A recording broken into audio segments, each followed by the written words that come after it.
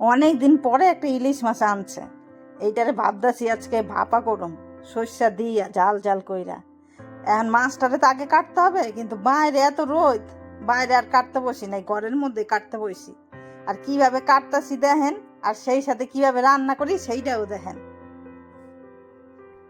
মাছটা খুব তো বড় না, এর জন্য এটারে আমি লম্বা লম্বা করেই কাটতাছি সবগুলা। মাছটার থেকে মাঝখানে বাইরে মানে 3 থেকে 4 পিস, আর লেজ আর মাথা তো এটা তো আলাদাই, তার পিসের মধ্যে ধরে না, ওইগুলো আলাদা। এইবার সব কিছু কাইটটা মাইটটা নিলাম, মাছটাও কাইটটা নিতেছি, মাঝখান থেকে ফায়দা নিলাম আবার। এইবার ফায়দা, এবার দেখেন মাছটা কিন্তু দেখতে ভালোই লাগতেছে, পুরো টাটকা আছে। এবার তাও একবার একটু ধুইয়া নিলাম মাছটা। এইবার ধুইয়া একটুখানি নুন আর হলুদ মাখায় থুই। 1 চামচ নুন দিছি আর 1 চামচ হলুদ দিছি, এইটা দিয়ে একটুখানি মাছটা মাখায় থুই। আর এইদিকে বাপা করতে কি লাগবো, বাপা করতে সর্ষা লাগবো না, সর্ষা সেই একটু বাইটটা নিই, এর জন্য একটু সর্ষে নিছি, আর একটুখানি পোস্তও ছিল সেইও নিছি, আর নিছি অনেকগুলা কাঁচা লঙ্কা। এইয়া দিয়েই বাইটটা নিই, আর কোনো মশলা লাগবো না, এইয়াতেই টেস্ট হইব একদম বিশাল। এইবার এইটা একটুখানি শুধু মশলাটা বাড়তে হইব মিহি করে, এইটাই কাম, আর কোনো কাম নাই। এইবার দেখো মিহি কইরা বাইটটাও নিছি, গায়ে জোর দিয়া মিহি করে বাইটটা নিলাম। এইবার কড়াইয়ের মধ্যে সব কিছু মাখাইয়া দেবো। মাছটা তো আগে থেকেই নুন আর হলুদ মাখায় নিছিলাম, এরপরে যে মশলাটা বাইটটা নিছি সেইটাও এর মধ্যে দিয়ে দিলাম। আর দিমু একটুখানি নুন, আর অল্প একটুখানি নুন দেবো, আর একটুখানি লঙ্কার গুঁড়া দেবো।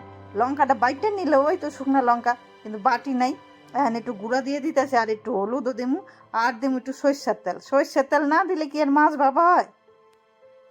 এইবার এইগুলা দিয়ে একটুখানি মাখানি, আর হাত দিয়ে মাখুম না, হাতটা এই মাত্র ধুয়ে আইলাম, এর জন্য খুন্তি দিয়ে মেখে নিতেছি। এবার খুন্তি দিয়ে মাইখা একটুখানি যে গামলাটার মধ্যে মাছটা রাখছিলাম, সেই গামলার মধ্যে একটুখানি জল দিব, ওই জলটাও একটুখানি দিয়ে দিব এর মধ্যে। আমার মায় কয় ওই জল হাত দেওয়া কিংবা মশলা গামলা দেওয়া মশলা দেওয়া যে জলটুক থাকে না, ওইটুক দিলে আরো স্বাদ হয় বেশি, এর জন্য একটুখানি ওই দিয়ে দিলাম। এইবার দিয়া গ্যাসটারে জ্বালাই দিলাম, গ্যাসটা থাকবো মিডিয়ামে, জোরে দিলে কিন্তু আবার বেশি হয়ে যাইব গিয়া। ইলিশ মাছ তো 2 থেকে 3 মিনিটের মধ্যে হয়ে যায় গিয়া। আর আমার শাশুড়ি না এই পাতায় দিলে আশেপাশে যা পাতা পাইতো, চাল কুমড়া পাতা সর্ষা পাতা সব কিছু দিয়ে থুইত। আমিও সেই রকম পাইলাম একটুখানি কুমড়া পাতা, সেই একটু কুচি করে দিয়ে থুইলাম। এই দিয়ে খাইতেও কিন্তু বেশ সুন্দর লাগে। আর এইভাবে একটু কইরে দেখেন, খাইতে কিন্তু চরম লাগে, গরম ভাত দিয়ে তো আরো ভালো লাগে। আর রেসিপিটা কেমন লাগলো সেইও একটু জানাইন কমেন্ট কইরা। ভালো লাগলে কিন্তু একটা অবশ্যই লাইক করবেন। আর এইভাবে যদি নতুন কোনো ভিডিও দেখতে চান সেইও একটু লাইক কইরা কমেন্ট কইরা জানাইবেন। আজ তবে আসি।